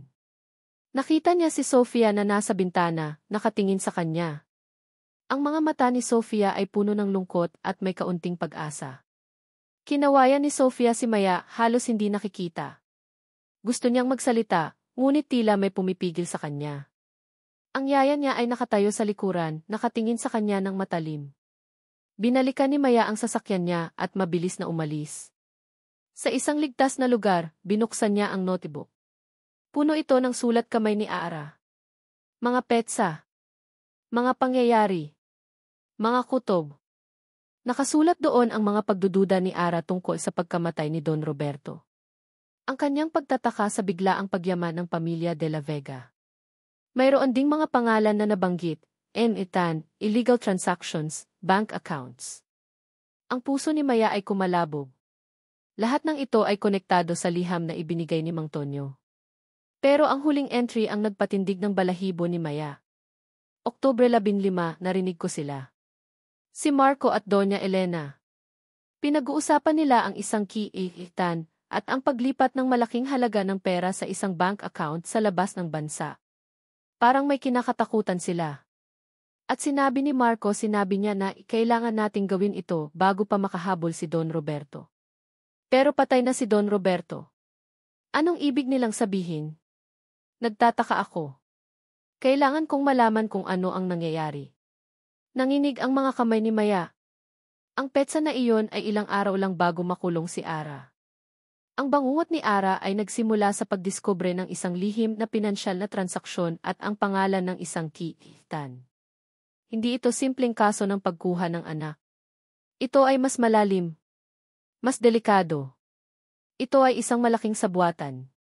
Ang pagbabanta ni Marco ay hindi nakapagpatinag kay Maya. Bagkus, lalo lang siyang naging determinado. Ang nabasa niya sa notebook ni Ara at sa liham ni Don Roberto ang nagbigay sa kanya ng sapat na dahilan para lumaban. Hindi lang ito tungkol sa kalayaan ni Ara, ito ay tungkol sa katarungan. Kinaumagahan, agad na nagtungo si Maya sa opisina ni Atty. Gabriel Reyes. Inilapag niya ang notebook ni Ara sa mesa, kasama ang liham ni Don Roberto. Detalyado niyang isinalaysay ang pagbabanta ni Marco at ang kanyang mga hinala na malalim ang sabwatan. Atty. Gabriel, hindi lang po ito kaso ng pagkuha ng anak. May kinalaman po ito sa pera, sa negosyo, at sa pagkamatay ni Don Roberto de la Vega. Sabi ni Maya, ang kanyang boses ay puno ng pagkabahala. Nabanggit ni Ara ang tungkol sa ANC, TAN at sa mga transaksyong pinansyal. At tingnan niyo po ang petsa sa notebook ni Ara, ilang araw lang bago siya makulong. Maingat na sinuri ni Atty. Gabriel ang bawat detalye. Binasa niya ang huling entry sa notebook ni Ara at ikinumpas ito sa liham ni Don Roberto. Ang kanyang mga mata ay nanlilisik habang nagbabasa. Ang mga impormasyong ito ay magkakaugnay, Jimmy Slim, sabi ni Atty. Gabriel at kinuha niya ang kanyang telepono. Kung ang ANC, TAN na ito ay konektado sa mga iligal na transaksyon na nabanggit ni Don Roberto, maaaring ito ang susi sa lahat. Ito ay kaso ng money laundering, Jimmy Slim. At ang pagkulong kay Ara ay para hindi siya makapagsumbong. Agad na ipinatawag ni Atty. Gabriel ang kanyang team. Sinimulan nilang imbestigahan ang bawat detalye, ang pangalan ni Tan, ang mga bank account number na nabanggit sa notebook, at ang mga transaksyon ng De La Vega Group of Companies sa nakalipas na mga taon. Gumamit sila ng mga kontak sa bangko at sa government agencies na may kinalaman sa finance. Lumipas ang ilang araw, puno ng pag-igting at paghahanap ng impormasyon. Sa bawat araw na lumilipas, lalong lumalabas ang katotohanan. Atty. Gabriel, sabi ng isang kasama ni Gabriel habang inilalapag ang mga dokumento sa mesa. Natunton namin ang Tan na iyon. Ang kanyang buong pangalan ay Federico Tan. Kilala siya sa mga underground circles bilang isang fixer at money launderer. Mayroon siyang ilang koneksyon sa mga high-profile cases ng korupsyon noon, ngunit hindi kailanman napatunayan. At ang mga transaksyon, tanong ni Atty. Gabriel, ang kanyang boses ay seryoso. May mga malalaking halaga ng pera na inilipat mula sa De La Vega accounts, patungo sa mga offshore accounts sa Panama at Cayman Islands, paliwanag ng kasama niya. At ang mga transaksyon na ito ay naganap sa loob ng mga taon bago ang pagkamatay ni Don Roberto, at lalo pang dumami pagkatapos noon. Nanindig ang balahibo ni Maya. Ang lahat ng ito ay tumutugma sa mga hinala ni Ara at sa mga nakasulat sa liham ni Don Roberto. Kailangan nating harapin si Marco, desidido na sabi ni Atty. Gabriel. Ngayon na. Nagpunta si Atty. Gabriel at Maya sa opisina ng De La Vega Group of Companies. Matapang silang pumasok at humiling na makausap si Marco. Nagulat ang sekretarya nang makita si Atty. Gabriel. Sir Marco, Atty. Gabriel Reyes po at si Imeth Lim, sabi ng sekretarya sa intercom. Pagkatapos ng ilang minuto, lumabas si Marco mula sa kanyang opisina, may ngiti sa labi, ngunit ang kanyang mga mata ay nanlilisik. Atty. Reyes, Imeth Lim. Anong ipinunta ninyo rito? Wala na kayong karapatan dito. Nakapaglabas na kami ng restraining order laban sa inyo na lumapit kay Ara, sabi ni Marco, may pagmamayabang sa kanyang boses. Hindi kami rito para makipagtalo tungkol kay Ara, Marco, diretsong sabi ni Atty. Gabriel, at inilapag niya ang mga kopya ng bank statements at ang pangalan ni Federico Tan sa mesa. Nandito kami para magtanong tungkol sa money laundering activities ng De La Vega Group of Companies. Namutla si Marco. Ang kanyang ngiti ay biglang nawala. Nagbago ang kanyang ekspresyon mula sa pagmamayabang patungo sa pagkataranta. Anong pinagsasabi mo, abogado? Hindi ko maintindihan, pilit na sabi ni Marco, ngunit nanginginig ang kanyang boses. Huwag kang magpanggap, Marco. Alam namin ang tungkol kay Federico Tan. Alam namin ang tungkol sa mga iligal na transaksyon. At alam namin kung bakit mo kinulong si Ara, hindi dahil sa baliw siya, kundi dahil alam niya ang mga sikreto ninyo, matapang na sabi ni Atty. Gabriel. Napatingin si Marco kay Maya pagkatapos ay kay Atty. Gabriel. Ang kanyang mga mata ay puno ng takot. Gawa-gawa lang yan. Paninira lang yan, sigaw ni Marco at dinuro niya ang mga papeles. Walang katotohanan yan. Mayroon kaming sapat na ebidensya, Marco, sabi ni Atty. Gabriel. Ang diwasat ni Don Roberto. Ang notebook ni Ara. At ang mga bank records na ito. Lahat ay tumuturo sa iyo at sa iyong ina. Hinampas ni Marco ang mesa. Umalis kayo. Lumayas kayo sa opisina ko bago ko ipaalis kayo ng security. Maaari mo kaming paalisin dito, Marco, sabi ni Atty. Gabriel, kalmado. Ngunit hindi mo kayang itago ang katotohanan. Handa kaming dalhin ito sa korte. At sa oras na mangyari iyon, hindi lang ang ari-arian ninyo ang mawawala. Ang kalayaan ninyo rin. Umalis sina Atty. Gabriel at Maya, iniwan si Marco na nag-iisip, ang mukha ay namumutla. Alam nilang natamaan nila ang kuko sa ulo. Ang kanilang pagdududa ay nagpatunay. Nang makabalik sa opisina, tiningnan ni Atty. Gabriel ang kanyang computer. Naisip niya ang kanyang susunod na hakbang. Ang money laundering case ay sapat na para magsimula ng isang malaking investigasyon. Ngunit may mas malalim pa. Ang pagkamatay ni Don Roberto. At ang posibilidad na si Marco ay hindi tunay na anak niya. Nag-isip si Atty. Gabriel. Kung si Marco ay hindi tunay na anak, ibig sabihin ay hindi siya ang lehitimong tagapagmana. Ang lahat ng ginagawa ni Doña Elena at Marco ay para sa pera at kapangyarihan. Biglang tumunog ang telepono ni Atty. Gabriel. Ito ay mula sa isang informant niya sa Bureau of Immigration. Atty. Reyes, sabi ng boses sa kabilang linya. May bagong development. Nakita po si Doña Elena de la Vega sa airport. May ticket po siya papuntang Switzerland. Ngayon na ang flight. Nanlaki ang mga mata ni Atty. Gabriel. Tumakas? Hindi niya ito pwedeng hayaan. Ang balita mula sa informant ni Atty. Gabriel tungkol sa paglipad ni Doña Elena ay nagpakilos agad sa kanya. Alam niyang ito na ang pagkakataon para mapigilan ang pagtakas ng pamilya de la Vega at mailabas ang buong katotohanan. Ngunit bago ang lahat, kailangan pa rin niya ang tulong ni Ara. Ang kanyang testimonya, gaano man ito kahina, ay mahalaga. Kinabukasan, isang emergency hearing ang ipinatawag sa mental facility. Ito ay itinuring na isang therapy session para kay Ara, ngunit sa totoo lang, ito ay isang seryosong sesyon ng pagtatanong. Naroon si Ether Ramirez, si Atty. Gabriel, at sa wakas, pinayagan ding makapasok si Maya para magbigay suporta kay Ara. Nang makita ni Ara si Maya, isang luha ang dumaloy sa kanyang pisngi. Ngunit mabilis niya itong pinunasan. Kailangan niyang maging matatag. Sa wakas, malapit na siya sa katotohanan. Enres Zamora, simula ni Ether Ramirez, ang kanyang boses ay kalmado ngunit may pahiwatig ng otoridad. Gusto naming balikan ang mga nakaraang kaganapan. Ang mga delusyon ninyo tungkol sa inyong asawa at biyenan. Pakiusap, subukan ninyong sabihin ang lahat ng inyong naaalala. Napatingin si Ara kay Atty. Gabriel. Binigyan siya nito ng isang pahiwatig. Huminga ng malalim si Ara. Hindi po ito delusyon, Dosi, simula ni Ara, matatag ang kanyang boses. Lahat po ng sinasabi ko ay totoo. Sige, Yunas Zamora. Anong naalala mo tungkol sa gabing iyon bago ka dinala rito? Tanong ni Atty. Gabriel, ang kanyang boses ay puno ng pag-unawa. Pumikit si Ara.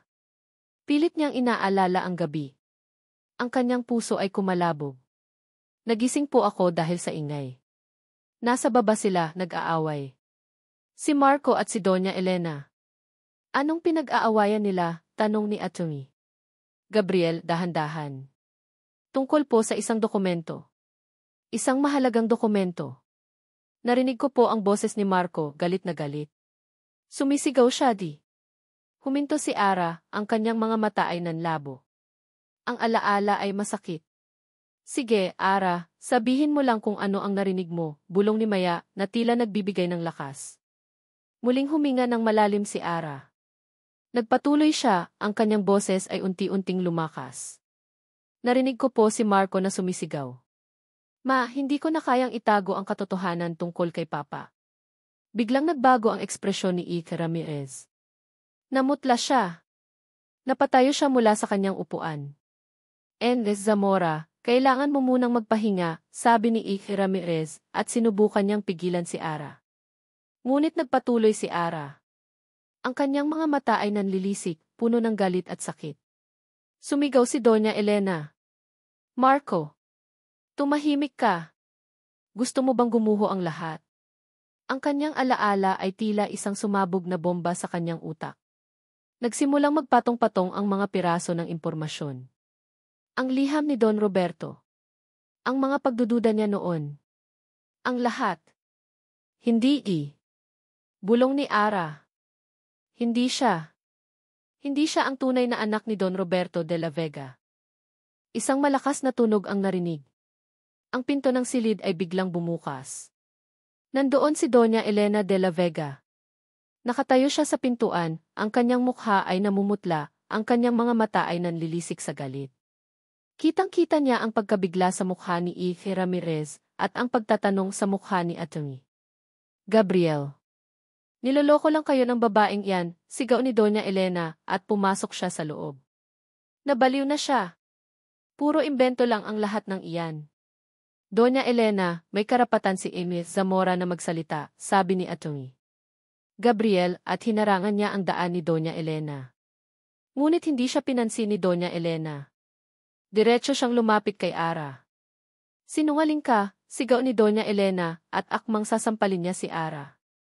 Ngunit mabilis na hinarangan ni Maya ang kamay ni Doña Elena. Huwag po kayong manakit, sabi ni Maya. Bitawan mo ako, Maya, sigaw ni Doña Elena. Nakikita mo na ba ang katotohanan, Ara? Hindi mo kayang sirain ang pamilya ko. Hinding-hindi. Sa gitna ng kaguluhan, tinignan ni Ara si Doña Elena. Ang sakit, ang galit, at ang pagkabigla ay naghalo sa kanyang dibdib. Ngunit kasabay noon, ang isang nakakapangilabot na realizations. Ikaw, Lee. Bulong ni Ara, puno ng galit. Pinatay mo si Don Roberto, hindi ba? Para matago ang lahat ng kasinungalingan mo. Para hindi lumabas ang katotohanan tungkol kay Marco. Namutla si Doña Elena. Ang kanyang mukha ay naging puting-puti.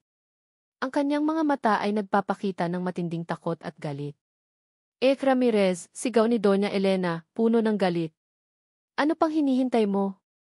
Bigyan ninyo siya ng mas malakas na dosis. Ngayon, agad na gumalaw si Ike Ramirez, kinuha ang isang karayom na may malaking syringe. Ngunit bago pa man niya ito maiturok kay Ara, humarang si Atty. Gabriel. Hindi mo ito magagawa, Doth. May korte na ang magdedesisyon sa kasong ito. Mayroong abogadong narito, sigaw ni Atty. Gabriel. Ngunit baliwala kay Ike Ramirez. Ang kanyang tingin ay nakatuon kay Ara. Ang pagkataranta sa mukha ni Doña Elena ay nagpatunay na may tinatago nga sila. Hindi na ito therapy. Ito ay isang pagtatangkang patahimikin si Ara habang buhay. Ang sigaw ni Doña Elena. Ang paglapit ni Ike Ramirez na may dalang syringe. Ang pagharang ni Atty. Gabriel. Lahat ng iyon ay naganap sa loob ng ilang segundo, ngunit para kay Ara, ito ay parang bumagal ang oras. Ang mga salita ni Doña Elena, bigyan ninyo siya ng mas malakas na dosis. Ngayon na, ay umalingaw sa kanyang utak. Ito na. Ito na ang katapusan. Nang harangin ni Atty. Gabriel si Ike Ramirez, nagkaroon ng kaguluhan sa silid. Sinamantala ni Ike Ramirez ang pagkakataon. Isang nurse na tila kakampi ni Ike Ramirez ang mabilis na humawak kay Ara. Bago pa man makapagsalita si Ara, naramdaman niya ang tusok ng karayom sa kanyang leeg. Mas mabilis. Mas malakas ang epekto. Napuno ng dilim ang kanyang paningin. Narinig niya ang sigaw ni Maya, ang galit na boses ni Atty. Gabriel at ang matagumpay na ngisi ni Doña Elena. Bumagsak ang kanyang katawan, ngunit bago siya tuluyang mawalan ng ulirat, nakita niya ang mukha ni Sofia. Ang maliliit na mata ng kanyang anak, puno ng pagmamakaawa, na tila nagsasabing, Mama, huwag kang susuko. Lumipas ang mga oras. O mga araw. Hindi na sigurado si Ara. Naramdaman niya ang pagdaloy ng gamot sa kanyang katawan. Paulit-ulit. Mas mataas na dosis. Mas malalim na pagtulog. Nawalan siya ng kontrol sa kanyang sarili. Ang kanyang katawan ay tila isa na lamang bangkay na nakahiga sa kama. Nakalunok siya sa kanyang sariling laway. Pilit niyang dinilat ang kanyang mga mata, ngunit mabigat ang kanyang talukap. Ang kanyang isip ay tila isang malaking gubat na puno ng ulap, walang direksyon. Mga piraso ng alaala ang nagkukumpol-kumpol, pagkatapos ay nawawala. Sofia. Ang pangalan ng kanyang anak ang tanging liwanag sa dilim. Ang tanging pamilyar na tunog sa isang mundong puro puti at tahimik. Naramdaman niya ang malamig na kadena sa kanyang mga pulso. Nakagapos siya. Hindi siya makagalaw. Hindi siya makapagsalita. Ang tanging magagawa niya ay pilit na labanan ang gamot na kumakalat sa kanyang sistema. Sa isang pagkakataon, tila nagising siya. Nakita niya ang isang anino. Isang babae na nakatayo sa tabi ng kanyang kama, may hawak na syringe. Ito ba si Ike Ramirez? O isa lang sa kanyang mga nurse? Hindi niya sigurado. Malapit ka nang mawala, Ara, bulong ng anino, at naramdaman niya ang isa pang tuso. Hindi mo na sila kailangang balikan. Mas magiging tahimik ang lahat. Ang pagmamahal niya kay Sofia ang nagtulak sa kanya. Hindi siya pwedeng sumuko. Hindi siya pwedeng mawala. Samantala, sa labas ng pasilidad, puno ng pag-aalala sina Maya at Atty. Gabriel. Hindi na nila makontak si Ara. Ang huling balita nila ay ang pagtaas ng doses ng gamot. May pinagtatakpan po sila, Atty. Gabriel, sabi ni Maya, ang boses ay puno ng takot. Sinusubukan po nilang patahimikin si Ara habang buhay. Kailangan po nating kumilos agad. Sinubukan ni Atty. Gabriel na kumuha ng emergency court order, ngunit mahirap. Ang pamilya de la Vega ay may impluwensya. Marami silang koneksyon. Narinig niya ang kanyang cellphone. Isang unknown number. Sinagot niya. Isang nagmamadaling boses, halos pabulong. Atty. Reyes, sabi ng boses. Si Mang Tonyo po ito. Ang hardinero ng de la Vega. Narinig ko po ang nangyari. Nakita ko po si Doña Elena na nagbibigay ng mga utos sa mga nurse. Gusto po nilang tuluyan ng patahimikin si Ara. Binibilanggo po nila si Ara sa isang silid sa pinakadulo ng gusali. Walang easy. Narinig ko po sila, sir. May narinig din po ako na may inilibing si Don Roberto doon sa lumang bodega. May mga dokumento na magpapatunay sa lahat. Napakunot ang noo ni Atty. Gabriel. Salamat, Mang Tonyo. Gawin mo ang lahat para maging ligtas ka. Biglang naputol ang tawag. Nanatili si Atty. Gabriel na nakahawak sa kanyang cellphone, ang kanyang isip ay nagtatrabaho ng mabilis. Ang bagong impormasyon ay napakahalaga. Ngunit si Ara. Nasa panganib si Ara. Bumalik si Ara sa kanyang silid. Ang kanyang mga mata ay halos nakapikit. Ang kanyang katawan ay nanginginig. Sa kanyang kamalayan, nakita niya ang mukha ni Sofia. Ang kanyang anak. Ang tanging dahilan kung bakit siya lumalaban. Naramdaman niya ang malamig na simoy ng hangin na dumadaan sa kanyang mukha. Tila may pumasok sa silid. Pinilit niyang idilat ang kanyang mga mata. Sa dilim, isang anino ang nakatayo sa pintuan. Matangkad. Pamilyar. Tumingin sa kanya ang anino. Pagkatapos, dahan-dahang tumango. Isang senyales. Isang pangako. Si Mang Tonyo. Ang tawag mula kay Mang Tonyo ay isang sinag ng pag-asa sa gitna ng matinding dilim. Bagamat ang salaysay ni Ara sa therapy ay itinuring na delusyon dahil sa kanyang sakit, alam ni Atty. Gabriel na ang sinabi niya ay totoo. At ngayon, ang impormasyon mula kay Mang Tonyo ay nagkumpirma ng lahat. Hindi aksidente ang pagkamatay ni Don Roberto. Hindi tunay na anak si Marco. At may isang mahalagang dokumentong nakatago. Naubos na ang oras. Nagkita sina Atty. Gabriel at Maya kay Mang Tonyo sa isang maliit na kainan, malayo sa lugar ng De La Vega. Si Mang Tonyo, bagamat matanda at nanginginig, ay mayroong matinding determinasyon sa kanyang mga mata. Atty. Reyes, Jeslim, simula ni Mang Tonyo, nanginginig ang boses. Narinig ko po ang lahat. Ang gabing iyon na nag-away ang ginang Doña Elena at si Don Roberto. Nalaman po niya. Nalaman po niya na hindi tunay na anak si Marco. Sinabi po niya na papalitan niya ang testamento, aalisin niya ang lahat kay Marco at Doña Elena. At ano po ang nangyari pagkatapos, Mang Tonyo? Tanong ni Atty. Gabriel, isinusulat ang bawat salita. Pagkatapos ay mas matinding sigawan. At pagkatapos, nakakapanindig balahibong katahimikan.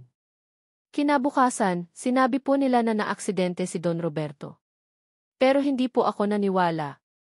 Nakita ko po si Ginang Doña Elena na lumabas-masok sa opisina ni Don Roberto ng maraming beses noong gabing iyon. May dala po siyang maliit na kahon, mukhang luma.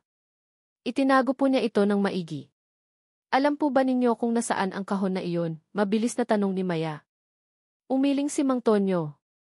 Hindi po ako sigurado. Pero alam kong madalas itago ni Don Roberto ang mahahalagang bagay sa isang lugar na hindi iisipin ng sinuman.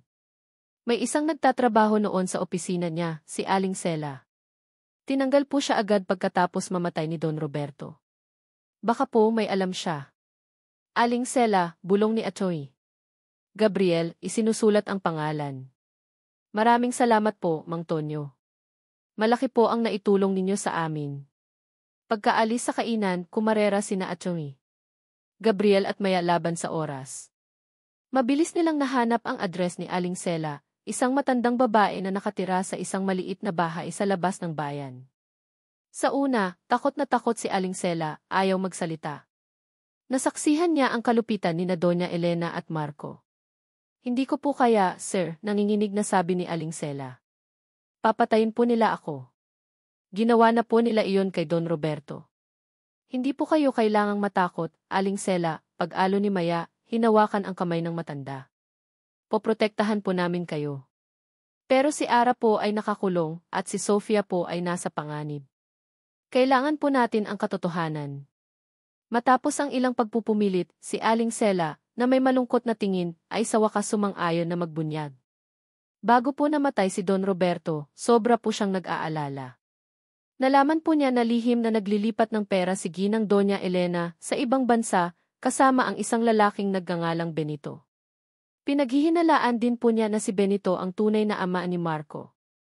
Lihim po niyang isinulat ang lahat sa isang maliit na notebook, at sinabi po niya na papalitan niya ang testamento para si Ara at Sofia ang makamana ng lahat dahil pinagkakatiwalaan po niya si Ara, kwento ni Aling Sela. At nasaan po ang notebook na iyon? Tanong ni Atty. Gabriel, bumibilis ang tibok ng puso. Itinago po niya sa isang maliit na safe sa lumang opisina niya, sa bahay nila. Pero hindi po iyon ang safe na alam ng lahat. Ito po ay isang nakatagong safe, sa likod ng isang lumang painting sa study room, paliwanag ni Aling Sela, at gumuhit siya ng magaspang na sketch ng posisyon ng safe. Ipinagbilin po ni Don Roberto sa akin, kung may mangyari sa kanya, hanapin ko po ang notebook na iyon at ibigay kay Ara. Pero tinanggal po ako ni Ginang Doña Elena agad pagkatapos, wala na po akong nagawa. Tiningnan ni Atty. Gabriel ang sketch. Ito ang pinakamahalagang ebidensya. Kung makikita nila ang notebook na iyon, sapat na iyon para kasuhan sina Doña Elena at Marco. Agad na gumawa ng emergency search warrant si Atty. Gabriel. Sa impormasyon mula kay Aling Sela, naniniwala siyang papayagan ito ng korte. Humiling din siya ng EAT test para kay Marco. Habang naghihintay ng pag-apruba ng search warrant, patuloy na nagtrabaho si Atty. Gabriel. Inipon niya ang lahat ng ebidensya, ang mga iligal na transaksyon sa bangko, ang testimonya ni Mang Tonyo, ang notebook ni Ara, at ngayon ay ang testimonya ni Aling Sela. Lahat ay nagpinta ng isang larawan ng isang masamang sabuatan. Kinagabihan, habang nare-review ang mga dokumento, nagring ang cellphone ni Atty. Gabriel. Isang hindi kilalang numero. Sinagot niya. Isang nagmamadali, halos pabulong na boses. Atty. Reyes, sabi ng boses. Si Mang Tonyo po ito. Ang hardinero ng De La Vega. Narinig ko po ang nangyari. Nakita ko po si Doña Elena na nagbibigay ng mga utos sa mga nurse.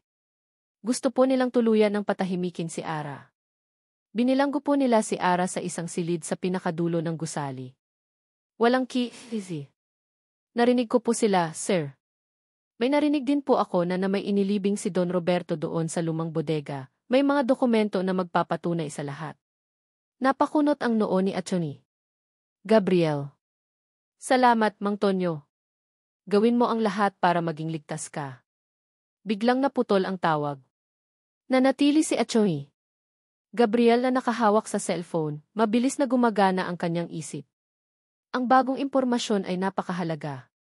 Ngunit si Ara. Nasa panganib si Ara. Ang video ay nagpagalit at nagpasya kay Atty. Gabriel. Hindi na ito usapang tinhay-tiise. Ito ay usapang sin-ilan. Wala nang oras Sa loob ng pasilidad, naramdaman ni Ara ang unti-unting pagbaba ng epekto ng gamot. Ang kanyang isip ay parang ulap pa rin, ngunit mayroong maliit na liwanag na pilit na sumisilip. Sa dilim ng kanyang silid, nakita niya ang isang anino na pumasok. Ito si Mang Tonyo. Ara, di. Bulong ni Mang Tonyo, ang boses ay puno ng pag-aalala. Kailangan nating umalis dito. Ngayon na. Sinubukan ni Ara na umupo, ngunit nanginginig ang kanyang katawan. Mang Tonyo, hindi ko kaya. Kaya mo, Ara, sabi ni Mang Tonyo, at dahan-dahan niyang kinalagan ang mga tali sa pulso ni Ara. Para kay Sofia. Hindi mo siya pwedeng iwan. Nandito si Atty. Gabriel sa labas. Naghihintay siya. Ang pangalan ni Sofia ang nagbigay lakas kay Ara. Ang pagmamahal niya sa anak ang nagtulak sa kanya na lumaban. Pilit siyang bumangon kahit nahihirapan. Inalalayan siya ni Mang Tonyo. Sa labas ng silid, dahan-dahan silang naglakad sa madilim na pasilidad.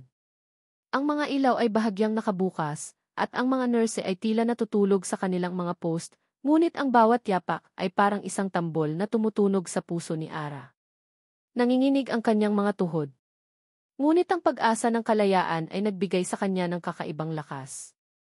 Nang makarating sila sa isang fire exit, binuksan ito ni Mang Tonyo. Ang malamig na simoy ng hangin ay humaplos sa mukha ni Ara. Bumaba sila sa hagdan patungo sa likod ng gusali. Ang pagtugis. Samantala, nasa labas na si Atty. Gabriel, kasama ang ilang pulis na kanyang kinontak. Hindi siya naghintay ng reinforcement, ang buhay ni Ara ang nakataya. Naglagay sila ng mga tauhan sa bawat posibleng labasan. Sigurado po kayo, Atty. Reyes, tanong ng isang pulis. Delikado po ito. Wala pa tayong opisyal na warrant. Nasa panganib ang buhay ng kliyente ko, matatag na sabi ni Atty. Gabriel. At mayroon tayong ebidensya na nagpapatunay sa mga iligal na gawain ng pamilya de la Vega. Hindi na tayo pwedeng maghintay. Nang makita nila si Mang Tonyo at Ara na lumabas mula sa fire exit, agad na lumapit si Atty. Gabriel. Ara, sigaw ni Atty. Gabriel. Ayos ka lang ba? Atty. Gabriel, bulong ni Ara, at napakapit siya sa braso ni Maya na sumalubong sa kanya. Isang luha ng kalayaan ang dumaloy sa kanyang pisngi. Ngunit bago pa man sila makasakay sa sasakyan, tumunog ang alarm sa pasilidad. Nagising ang lahat. Mga nurse, mga gwardiya, at si Ike Ramirez, nakasama si Marco, ay lumabas mula sa gusali. Hinto, sigaw ni Ike Ramirez. Enes Zamora, hindi pa tapos ang treatment mo. Marco. Doña Elena, sigaw ni Atty. Gabriel. Tapos na ang laro ninyo. Mayroon na kaming sapat na ebidensya laban sa inyo. Sa money laundering at sa pagtatangkang patayin si Ara. Namutla si Marco at Doña Elena. Ang kanilang mga mata ay nanlilisik sa galit at takot. Habulin sila, sigaw ni Doña Elena. Huwag ninyong hayaang makaalis ang babaeng iyan. Patayin ninyo siya. Nagsimula ang habulan. Tumakbo sina Ara, Maya, at Mang Tonyo patungo sa sasakyan ni Atty. Gabriel. Sinundan sila ng mga gwardiya at nurse. Ang mga pulis naman ay humarang sa mga humahabol. Sakay na, Ara, sigaw ni Maya. Sumakay agad si Ara sa sasakyan ni Atty. Gabriel, kasama si Maya at Mang Tonyo. Mabilis na pinaandar ni Atty. Gabriel ang sasakyan. Ngunit may isang nakita siyang bumabagsak mula sa gusali. Isang basag na bintana. Sa bintanang iyon, nakita ni Ara si Sofia. Ang kanyang anak. Nakatingin sa kanya, malungkot at puno ng pagmamakaawa. Tila humihingi ng tulong. Sofia, sigaw ni Ara, pilit na inabot ang kamay sa labas ng bintana ng sasakyan. Ngunit mabilis na umandar ang sasakyan. Lumayo sila. Naiwan si Sofia sa pasilidad. Hindi ko siya pwedeng iwan, sigaw ni Ara, at nagpupumiglas siya. Kailangan kong bumalik. Si Sofia. Si Sofia. Ara, kailangan muna nating lumayo, sabi ni Maya, mahigpit na niyakap ang kaibigan. Babalikan natin siya. Pangako. Ang bodega at ang katotohanan. Nagmaneho si Achoy. Gabriel patungo sa lumang bodega sa Tondo, ang address na nabanggit sa liham ni Don Roberto at napatunayan ng mga investigasyon. Ito ang huling piraso ng puzzle.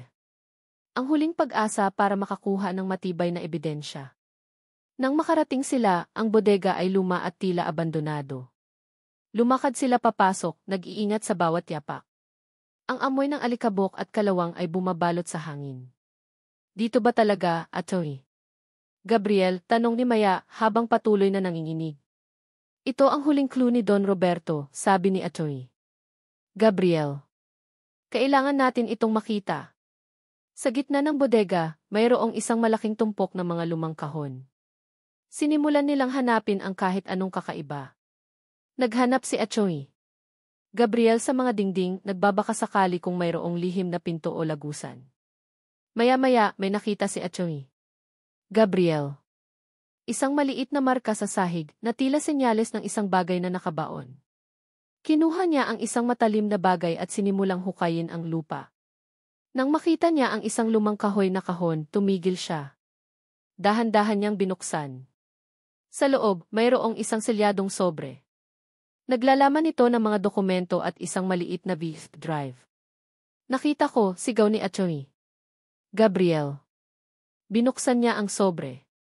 Naroon ang mga orihinal na kopya ng diwasat ni Don Roberto na nagpawalang bisa sa lahat ng karapatan ni Marco sa mana. Mayroon ding mga bank statements na nagpapakita ng malawakang money laundering activities na kinasasangkutan ni Doña Elena at Marco, pati na rin ang pangalan ni Federico Tan at ang mga offshore accounts. Ngunit ang pinaka-nakakapangilabot ay ang isang selyadong liham. Ito ay para kay Ara. Binasa ito ni Achoy. Gabriel. Nakasulat doon ang tunay na dahilan kung bakit kinulong si Ara. Ang pagdiskubre niya sa isang lihim na relasyon ni Doña Elena at Benito, ang tunay na ama ni Marco. Ang planong paslangin si Don Roberto para masiguro ang mana ni Marco. At ang pagtuklas ni Ara sa lihim na transaksyon na ito. Ito ang lahat, bulong ni Atty. Gabriel. Nakuha na natin ang lahat ng ebidensya. Ngunit habang nagbabasa siya, narinig niya ang tunog ng sasakyan sa labas. Mabilis na tumakbo si Maya sa bintana. Marco, sigaw ni Maya. Nandito sila. Ang tunog ng sasakyan ni Marco sa labas ng bodega ay naghatid ng matinding kaba. Ito na ang huling laban. Wala nang takasan. Kung hindi nila maibabalik ang mga ebidensya sa tamang otoridad, masisira ang lahat. Ang pagtatago sa bodega.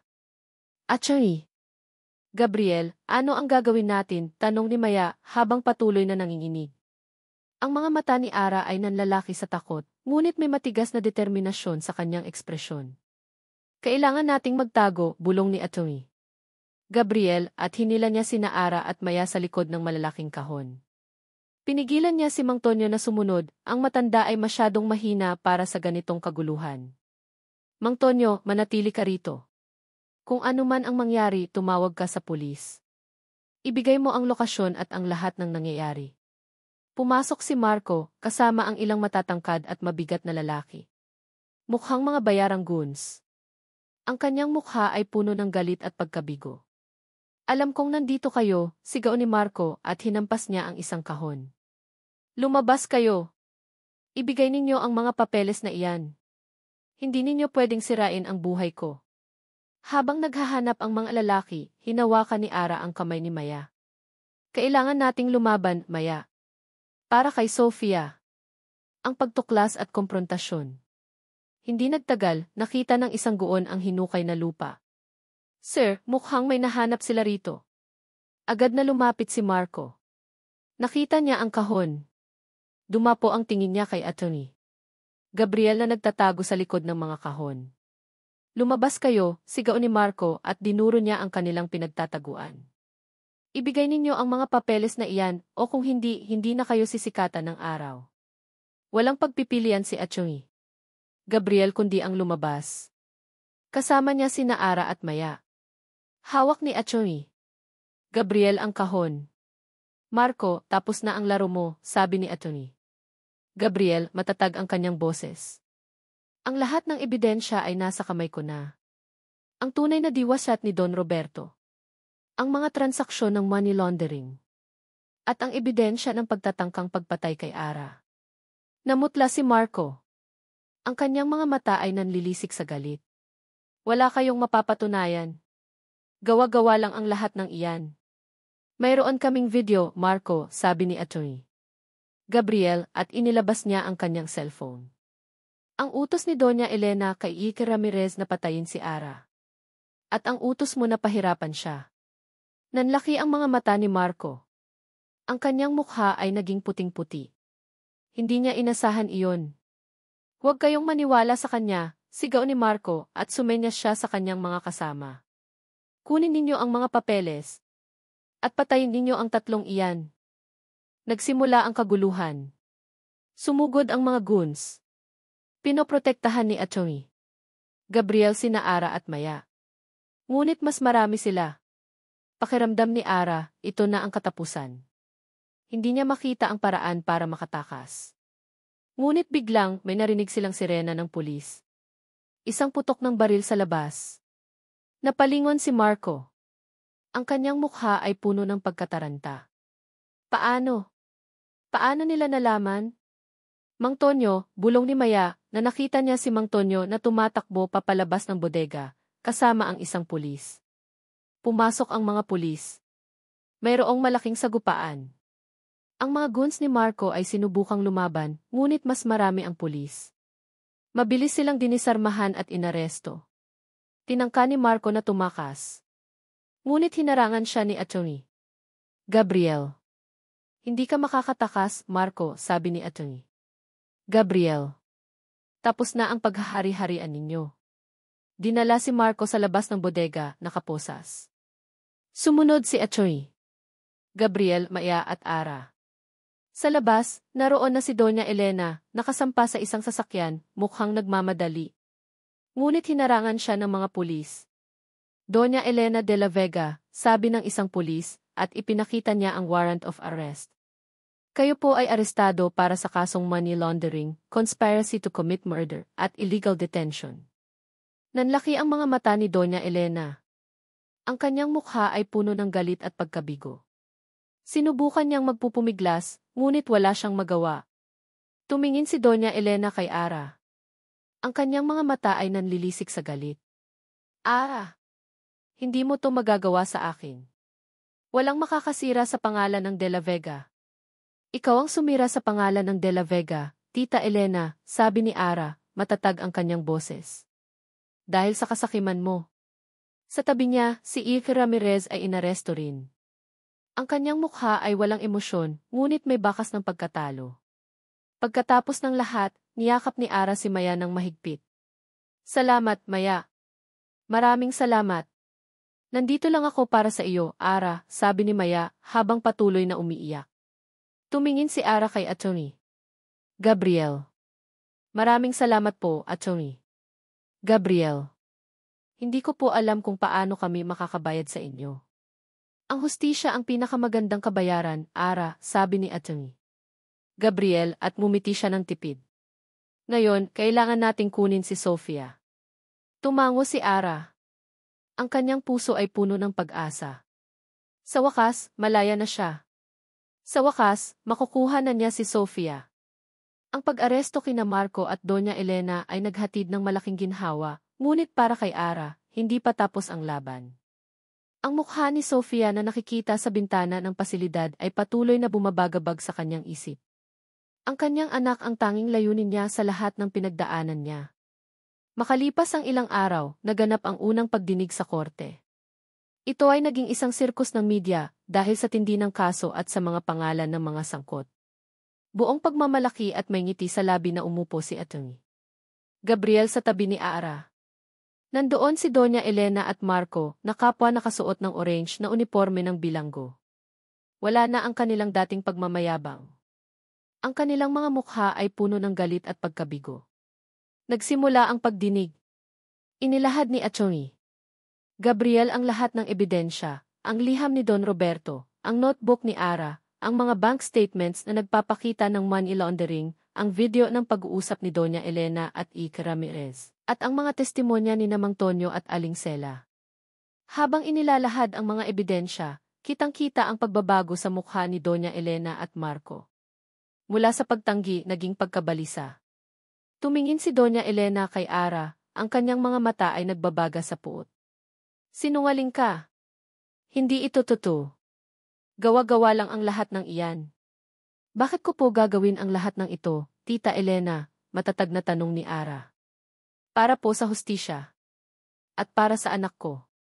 Lumitaw ang huling ebidensya, ang resulta ng test. Pinatunayan nito na hindi nga tunay na anak ni Don Roberto de la Vega si Marco. Isang malakas na bulungan ang naganap sa loob ng korte. Ang pagkabigla ay nakikita sa bawat mukha. Nang marinig ni Marco ang resulta, bumagsak siya sa kanyang upuan.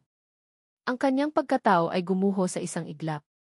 Ang lahat ng kanyang ipinagmamalaki, ang kanyang pag-aari, ang kanyang pagiging de la Vega, ay pawang kasinungalingan lamang. Guilty ang salitang umalinggaw sa korte. Parehong napatunayang nagkasala sina Doña Elena at Marco sa mga kasong money laundering, illegal detention, at conspiracy to commit murder. Bukod pa rito, nahaharap din sila sa kasong may kinalaman sa pagkamatay ni Don Roberto de la Vega. Pagkatapos ng pagdinig, agad na nagtungo sina Ara, Maya at Atty. Gabriel sa mental facility. Sa pagkakataong ito, hindi na sila nagtagal. Mayroon na silang court order para mailabas si Sofia. Pagpasok nila sa pasilidad, sinalubong sila ng mga nurse na nakangiti at may takot. Kitang-kita ang pagbabago sa kapaligiran. Nang makita ni Ara si Sofia, na nakaupo sa isang silya sa common area, tumakbo siya. Sofia! Anak ko, sigaw ni Ara, at niyakap niya ang kanyang anak ng mahigpit. Napaiyak si Sofia. Mama! Miss na miss po kita. Akala ko po hindi ka nababalik. Hindi ka iiwan ni Mama, anak. Hinding-hindi, sabi ni Ara, habang patuloy na umiiyak at hinahalikan ang ulo ng anak. Ang kanyang puso ay puno ng kagalakan. Ito ang pinakamagandang regalo. Ang muling pagkikita nila ng kanyang anak. Pagkalipas ng ilang buwan, muling nakabangon si Ara. Sa tulong ni Atty. Gabriel, naibalik ang kanyang pangalan at reputasyon. Ang De La Vega Group of Companies ay nasa ilalim ng masusing investigasyon at ang kanilang mga illegal na ari-arian ay kinumpiska. Si Doña Elena at Marco ay nakakulong, naghihintay ng kanilang sentensya. Si Ike Ramirez at ang iba pang sangkot sa kaso ay nahaharap din sa mga kaukulang kaso. Si Ara, kasama si Sofia, ay nanirahan na sa isang tahimik na lugar. Malayo sa ingay at dilim ng nakaraan.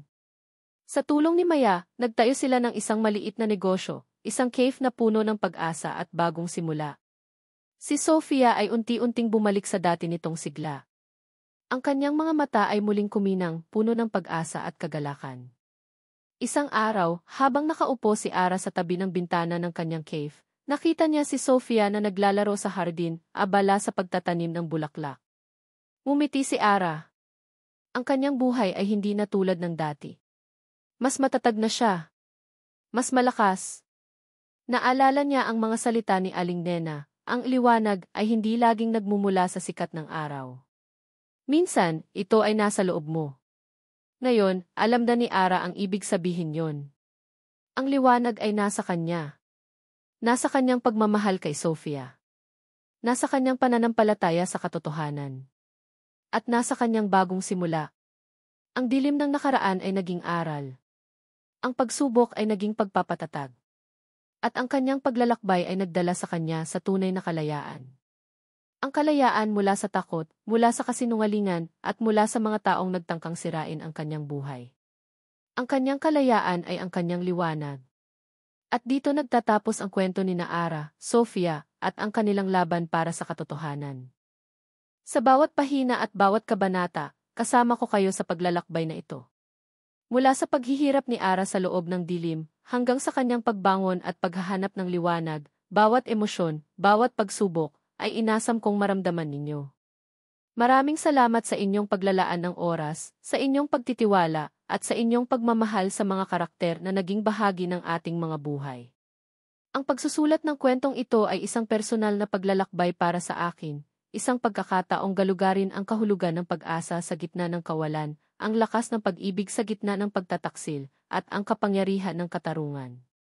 Sa bawat salitang aking isinulat, ninais kong ipaabot ang mensahe na anuman ang dilim na bumabalot, laging mailiwanag na naghihintay. Ito ay kwento ng pagmamahal ng isang ina, ng katapatan ng isang kaibigan, at ng paninindigan ng isang abogado para sa tama. Naway magsilbing inspirasyon ito na sa bawat pagsubok, may pagkakataong bumangon, lumaban at manalo. Muli, mula sa kaibuturan ng aking puso, maraming salamat sa inyo, aking minamahal na mga mambabasa. Ang inyong suporta ang patuloy kong magiging inspirasyon. Umaasa akong nag-iwan ito ng magandang marka sa inyong mga puso. Maligaya akong makarinig ng inyong mga saloobin at damdamin.